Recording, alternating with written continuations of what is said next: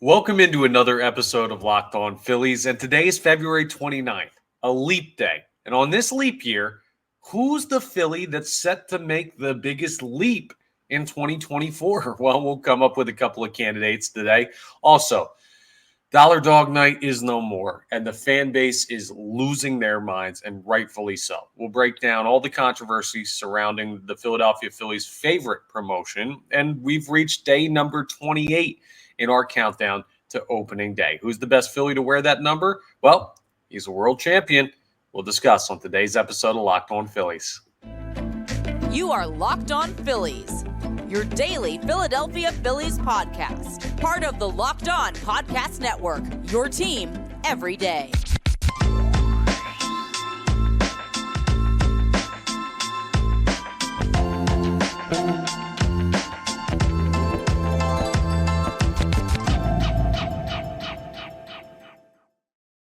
Yes, this is Locked On Phillies. I'm Connor Thomas, your host. Thank you so much for checking us out. We're part of the Locked On Podcast Network, your team every day.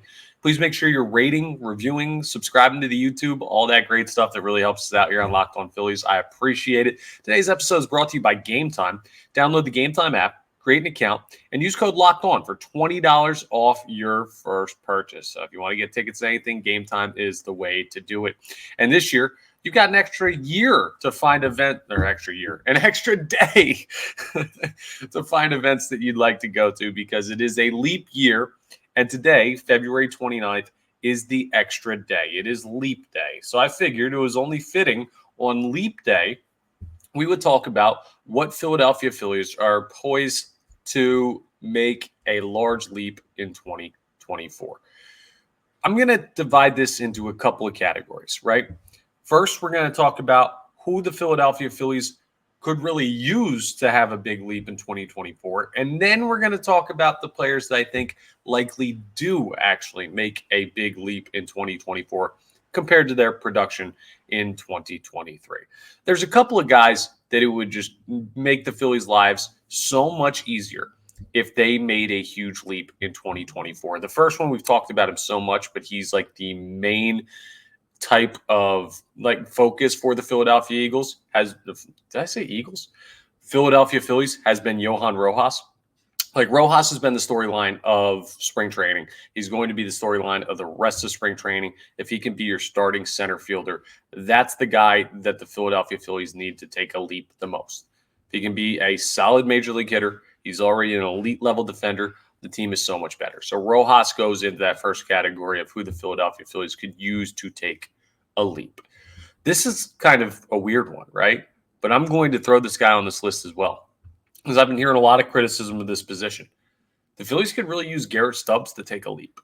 Now, he might have to play more this year. As JT Realmuto gets up there in age and you try and extend his career, you might be looking at more time for the backup catcher position. That's going to be Garrett Stubbs, and he was not good last year. And because of his comments about celebrating in the pool in Arizona, this fan base, a faction of the fan base kind of turned on him. What do you even do? Blah, blah, blah. Okay, I get it. He wasn't great last year, but I think he's an okay backup. And if he takes a leap, that would make everyone feel more comfortable about the depth for the Philadelphia Phillies. Another guy that I think needs to take a leap, he's kind of flown under the radar, but Brandon Marsh needs to take a leap this year. Offensively, he needs to be a guy that majorly contributes for this team and majorly contributes against left-handed pitchers. The tough thing about that is I don't know that he's going to get the opportunity because with Whit Merrifield here as a right-handed bat and Brandon Marsh as a lefty, you're going to go Merrifield in left field against a lot of tough left-handed pitchers. So Marsh's experience against lefties is going to be minimal this year, I'd imagine, unless an injury happens, knock on wood it doesn't, and Merrifield's needed somewhere else, then Marsh will have to play against lefties. But if Marsh can become a solid everyday player in left field that you can trust to hit against lefties, well, that just makes his team a lot more complete. So those are the guys that I'm looking at that the Philadelphia Phillies really need them to take a large leap in 2024 in order for this team to maximize their potential. Now let's talk about that second category. The guys I believe that are going to take a leap in 2024. This one's kind of cheating, but I'm going to start with this guy, and it's Trey Turner. I'm going to talk about Trey Turner as a Philly, not Trey Turner as a baseball player, because as a baseball player, Trey Turner's already very established as a unbelievable, versatile offensive threat. He's been an all MLB shortstop before. Like, he is majorly talented. It's why he got such a huge contract to come play baseball here. But compared to last year, Trey Turner in his time as a Philly needs to take a huge leap to be that guy that leads this team. He is probably your second best offensive player, your second best position player. When you look at everything all together, is probably Trey Turner, or at least it should be. And last year, he wasn't in the top 5 or 6. Like, he was a detriment a lot of times to this roster. I don't need to rehash that. We all watched it. But my point is, if he takes a leap from last year's production, oh, man, how good will this Phillies team look? Another guy is a dude who took a leap last year. And he's also, like, I've been looking at the MLB main accounts on social media, Instagram, Twitter, and all that. And they've been picking this guy as a breakout candidate for 2024. Now, I thought he was a breakout player in 2023, but maybe there's another ceiling above what Bryson Stott did last year. Stott came and burst on the scene as a great contact hitter, a Gold Glove caliber defender. He was a finalist for Gold Glove at the position. Didn't win it, unfortunately, but a finalist, a nominee. That's credit to him in and of itself. And he had a bit of a slump later on in the season that cooled off his numbers a bit, but he could hit over 300 this year. Like, he could. And I don't think anyone will have their jaw on the floor. Like, he's that good of a hitter. I don't think he's going to bat lead off. I don't think he's going to be up near the top of the order because there's just so many super talented players in this lineup. But I think that Bryson Stott has another leap in him. I really do. I think he's going to go from, wow, what a season in his second year up with the team, to in his third year, oh, this dude is going to be like a multi-time all-star at second base. Now, it's going to be tough to do that because when you look at Luis Ariz, who's going to hit like 400, like, it's tough to jump a player with that type of ability to hit the baseball. But I think Bryson Stott's defense is significantly better. And I think you're looking at a guy who's going to put together an all-star caliber season this year. So that's going to be a guy that I believe takes another leap.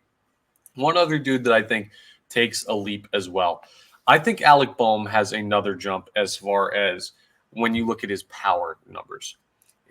Maybe I'm getting caught up, but his first swing of the spring training season, right, down in Clearwater, happened yesterday against A.J. Smith-Shawver of the Braves. And one swing, one absolutely nuked home run. The swing path looked beautiful. The launch angle was perfect. Like, he wasn't trying to lift the ball and it took off anyway.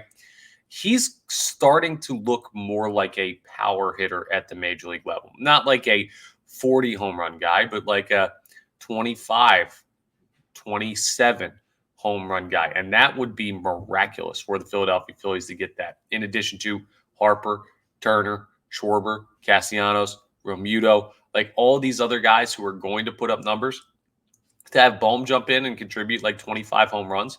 Could you imagine that? That'd be unbelievable. And you'd be close to 100 RBIs. This team would be scoring at one of the highest clips in baseball if that happened. Like, this would be an outstanding year. And I think, just my gut feeling, Bohm's progression to the player he's going to be is not done yet. And I think he's got a little added pressure because he knows that Aiden Miller, the Phillies' top third baseman prospect, is still years away from the majors. He's waiting in the wings. So when that contract situation eventually comes up for Alec Bohm, Aiden Miller's going to be a factor. And Bohm wants to prove that he's worthy of a big deal. So I think Bohm, Stott, and Garrett Stubbs. Garrett Stubbs I put in the list of Phillies could use. Let's start with that one again. I think Rojas and Stubbs and Marsh could really use a step in the right direction. I think they could really use a leap, talking about the leap year thing. And I think Stott, Bohm, and Trey Turner are going to be the ones that take a big leap, right? So who could they use? Who's going to? That's my breakdown on this very special Leap Day edition of Locked On Phillies. And, oh, man, okay. We got the fun stuff out of the way. I think that was a really good hypothetical conversation about what the Philadelphia Phillies can use. I've got an apology to make on the Dollar Dog Night information that I gave you. Apparently, the story that I read was incorrect. Dollar Dog Night is no more, and people are very, very upset about it. So coming up next, I'm going to break down everything surrounding the Philadelphia Phillies fan favorite promotion and what exactly is going on with this, and will it come back? We'll discuss as we continue Locked On Phillies. First, let me tell you about my friends over at Game Time. You shouldn't have to worry when you buy tickets to your next big event. Game Time is the fast and easy way to buy tickets for all the sports, music, comedy, and theater events near you. They got great deals, even up to the last minute. It's perfect for you finding tickets early, late, anytime you want to go to an event. You can see the view from your seat before you buy, so you know exactly what to expect when you arrive. Your all-in prices show you your total up front, plus you can buy tickets in seconds with just 2 taps on the app. Game Time has deals on tickets right up to the start of the event, and you can find exclusive flash deals and sponsored deals on tickets for all kinds of stuff. With zone deals, you pick the section, Game Time picks the seats. You can get big savings that way. And the Game Time guarantee means you're always going to get the best price. If you find tickets in the same section and row for less, Game Time's going to credit you 110% of the difference. So take the guesswork out of buying tickets with Game Time. Download the Game Time app, create an account, and use code LOCKEDON for $20 off your first purchase. Terms apply. Again, create an account and redeem code LOCKEDON for $20 off. Download Game Time today. Last minute tickets, lowest price, guaranteed. Let's discuss this Dollar Dog Night fiasco. So there was some research done by Crossing Broad, who, if you're familiar with the Philadelphia sports scene, they're a blog website that covers Philadelphia sports, Philadelphia media, general happenings around the city. I really like the content they put out. So respect to them. And Kyle Pagan was the one who reached out to Hatfield, I believe, to kind of get the story. And they said, essentially, the Dollar Dog Night is coming back, but they said the quantity per transaction is going to be under question. I think everyone took that as, oh, they're going to have it, but it might be you can only get like 2 hot dogs per trip, and just to speed things up and things like that. And I'm like, okay, cool. Well, we find out today that Dollar Dog Night is dead and gone. The Philadelphia Phillies will no longer be doing Dollar Dog Night. Instead, they will be doing buy one, get one hot dog night. And that's 3 times this year that promotion runs. Now, I don't know, man. Like, what's a hot dog at Citizens Bank Park? Like $9? So you're going to get 2 hot dogs for $9. It's 2 $4.50 dogs.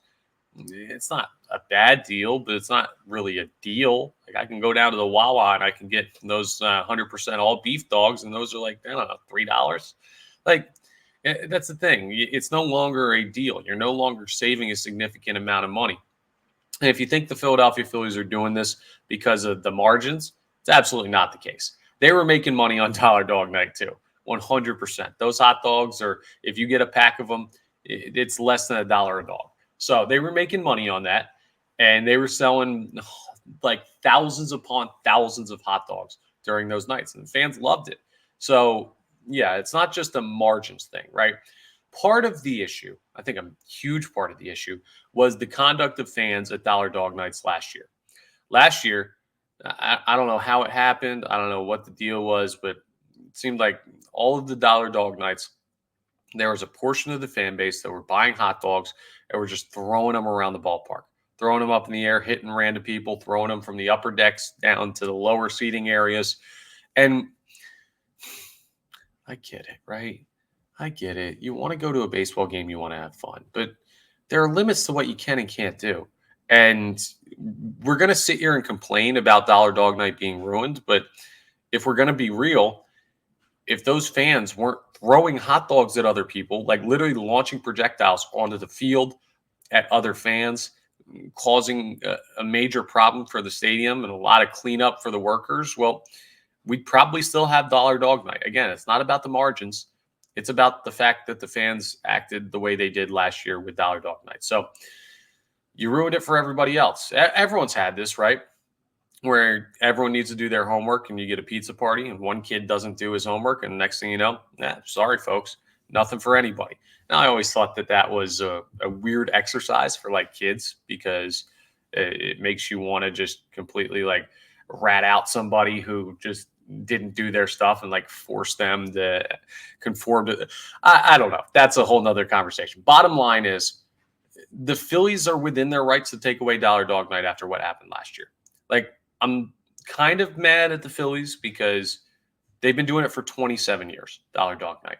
And now they're changing it to buy one, get one, which is just not even remotely the same promotion. They're going to sell it the same way, but it's not the same promotion. It's not the same price. People are not going to be as excited for it. So Dollar Dog Night is dead and gone as far as I'm concerned.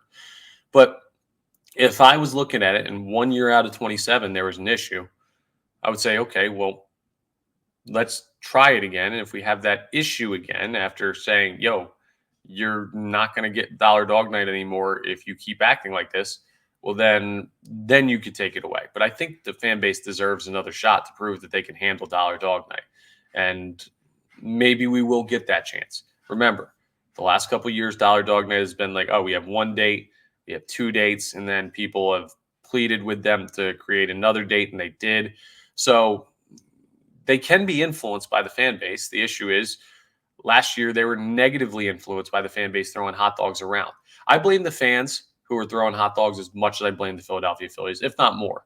Like, think about if someone came to your place of business and they were throwing hot dogs around, everything like that. You wouldn't want to have that promotion anymore if you were responsible for it. So I can't fault the Phillies, but at the same time, part of me wants to say, hey, I'm going to be real with you here, right?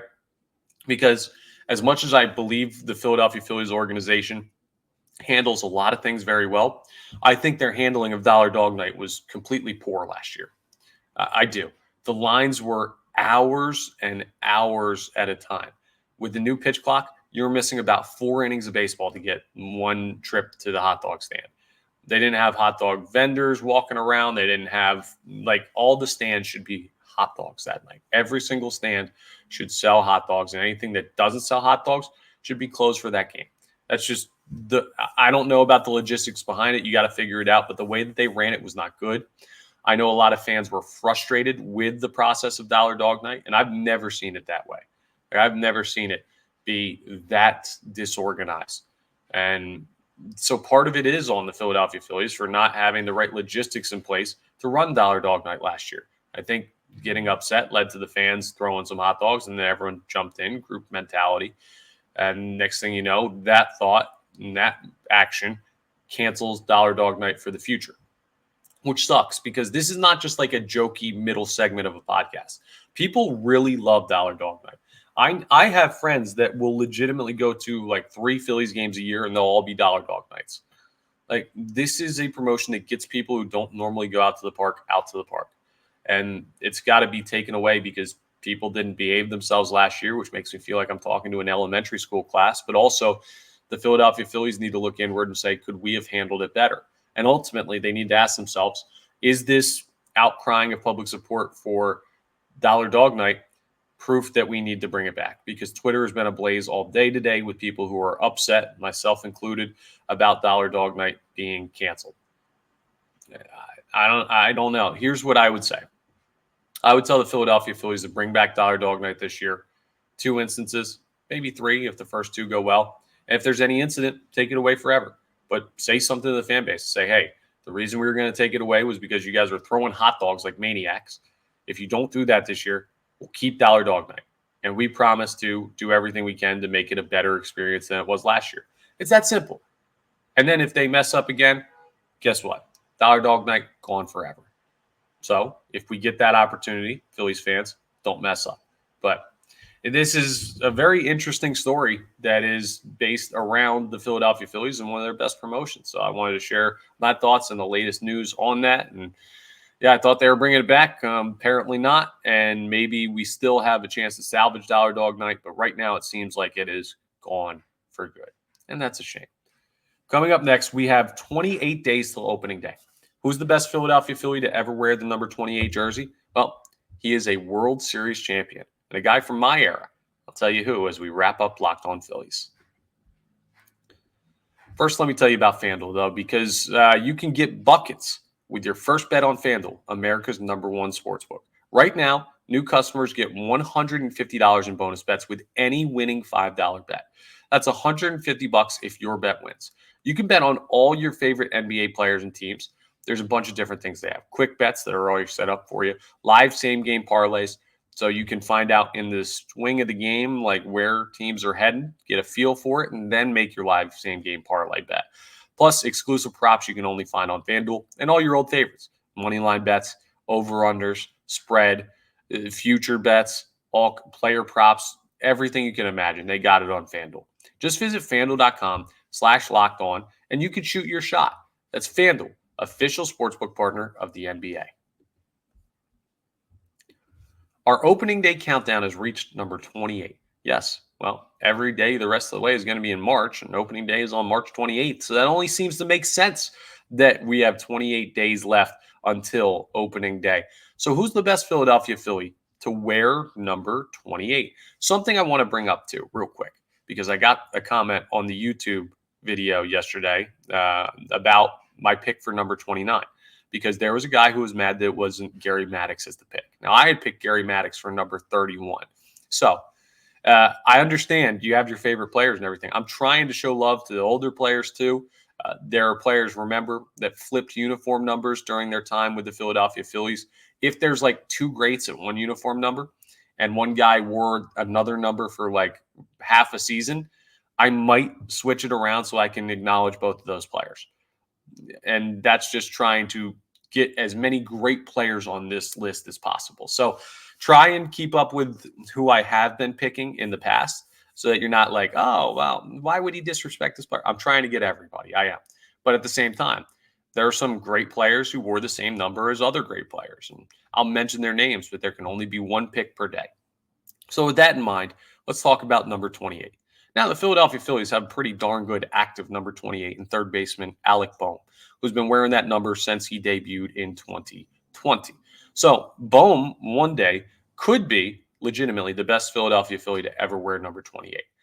But there have been some other great ones. Who remembers Vince Velasquez? Of course, you guys remember Vinny Velo, 2016 to 2018. He wore number 28. Going further down, Mitch Williams, 91, 92, wore number 28. We already gave John Kruk 29, but in 1990, he wore number 28. Milt Thompson, back in 86, wore 28. Sixto Lezcano from 83 to 84 wore 28. These are just some names I know all the old heads out there are loving me bringing up. Takes you down memory lane. But the guy that is the best 28 in Philadelphia Phillies history has got to be Jason Worth. It just has to be.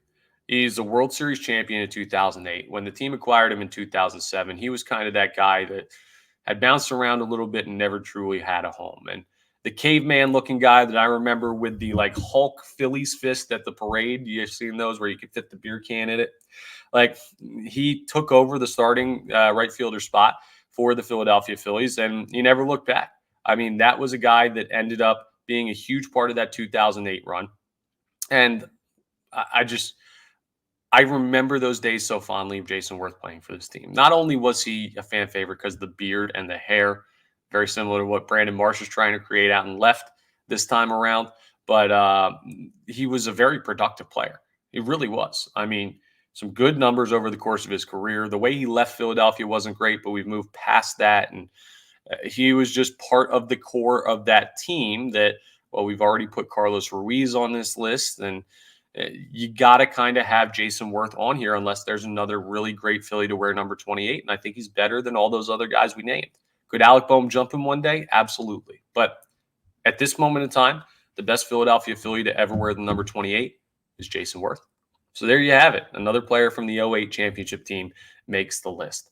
That's all for today's episode of Locked On Phillies. Tomorrow's Friday, which means I'm going to be giving you my updated 26-man roster prediction. There's a guy that 100% is getting bounced off the roster prediction from what we've had previously. So change is coming. I'll have that for you in tomorrow's episode, as well as number 27 in our countdown. But thank you so much for checking out this episode of Locked On Phillies. We're part of the Locked On Podcast Network, your team every day. Please make sure you're rating, reviewing, subscribing to the YouTube, all that great stuff. And happy Leap Day to everybody out there.